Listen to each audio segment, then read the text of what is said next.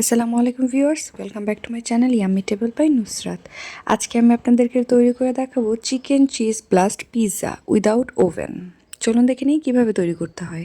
এর জন্য প্রথমেই আমি হাফ কাপ উষ্ণ গরম পানি নিয়ে নিয়েছি। এর মধ্যে 1 টেবিল চামচ চিনি দিয়ে দিলাম এবং 1 টেবিল চামচ ইস্ট দিয়ে দিলাম, দিয়ে একটু নেড়েচেড়ে মিশিয়ে নিচ্ছি। এখন এটাকে ঢেকে রেখে দেবো 10 মিনিটের জন্য।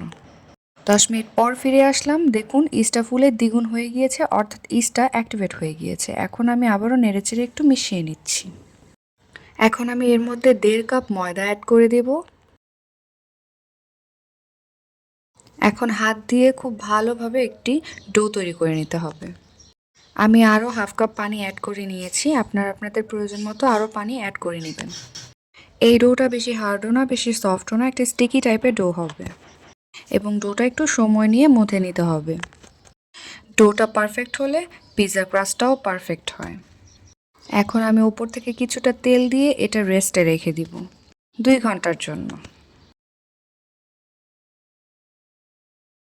এখন আমি পিৎজার টপিংসের জন্য চিকেনটা প্রিপেয়ার করে নিচ্ছি। এর জন্য আমি একটা প্যান নিয়ে নিয়েছি, এর মধ্যে 2 টেবিল চামচ তেল অ্যাড করে দিলাম। এখন এর মধ্যে আমি চিকেন দিয়ে দিব, বোনলেস চিকেনটা আমি নিয়ে নিয়েছি আজকে। এখন এর মধ্যে 1 চা চামচ গার্লিক অ্যান্ড জিঞ্জার পেস্ট দিয়ে নিব। স্বাদ মতো লবণ অ্যাড করে দিয়েছি। এখন দিয়ে দিব হাফ চা চামচ লাল মরিচের গুঁড়ো এবং দিয়ে দিচ্ছি হাফ চা চামচ কালো গোলমরিচের গুঁড়ো। এখন সব কিছু একটু ভালোভাবে নেড়েচেড়ে মিশিয়ে নিচ্ছি। এটা 7 থেকে 8 মিনিটের মতো ফ্রাই করে নিলেই হবে। চিকেনটা এমনভাবে ভাজতে হবে যেন ফ্রাই হয় এবং একটু জুসি টাইপের হয়।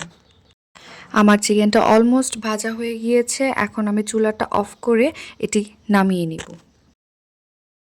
এখন আমি সেম প্যানে আবারও 1 টেবিল চামচ তেল নিয়ে নিলাম এবং এখানে হাফ কাপ মাশরুম দিয়ে নিলাম। মাশরুমটা আমি হালকা ফ্রাই করে নিব। এটা চাইলে আপনারা স্কিপ করতে পারেন, এটা টোটালি অপশনাল। চাইলে আপনারা এটা বাটার দিয়েও ফ্রাই করে নিতে পারেন।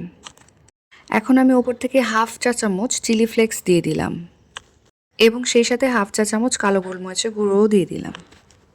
এখন এটিকে আমি 4 থেকে 5 মিনিট ফ্রাই করে নিব। আমার মাশরুমটা রেডি হয়ে গিয়েছে, আমি এটা নামিয়ে নিচ্ছি। 2 ঘন্টা পর এখন আমি ডোটা প্রিপেয়ার করে নিব। দেখুন ডোটা ফুলে দ্বিগুণ হয়ে গিয়েছে, এখন আমি বাতাস চেপে চেপে হাত দিয়ে বের করে নিচ্ছি। এখন আবারও একটু সময় নিয়ে আমি ভালো করে ডোটা মুথে নিব। একটি পরিষ্কার সারফেস নিয়ে নিয়েছি, এখানে আমি ভালো করে ডোটা মুথে নিচ্ছি। এ পর্যায়ে দেখবেন আপনার ডোটা একদম স্টিকি নেই, খুব সুন্দর সফট একটা ডো তৈরি হবে। 7 থেকে 8 মিনিট পর আমার ডোটা রেডি হয়ে গিয়েছে। এখন পিৎজা প্যানের মধ্যে আমি কিছুটা তেল ব্রাশ করে নিয়েছি, এখন আমি এটা চারদিকটা স্প্রেড করে দিচ্ছি। এখন পিৎজা প্যানের মধ্যে আমি ডোটা সুন্দর করে রুটি বেলার মতো করে নিয়ে হাত দিয়ে চেপে চেপে দিয়ে দিচ্ছি। এটা রুটি বেলার কোনো প্রয়োজন নেই, এটা জাস্ট হাত দিয়ে স্প্রেড করে নিলেই যথেষ্ট। এখন একটা কাঁটা চামচের মাধ্যমে আমি একটু ছিদ্র করে নেব যেন মাঝখান থেকে ডোটা ফুলে না ওঠে। এখন এখানে আমি পিৎজা সস দিয়ে নিব। পিৎজা সসটা হোমমেড, আপনারা চাইলে এখানে টমেটো কেচাপও দিতে পারবেন। আমি সাথে কিছুটা টমেটো কেচাপও দিয়ে দিচ্ছি। এখন আমি চামচের সাহায্যে এটা চারদিকটা স্প্রেড করে দিচ্ছি। এখন এখানে ভেজে রাখা চিকেনগুলো আমি দিয়ে নিব।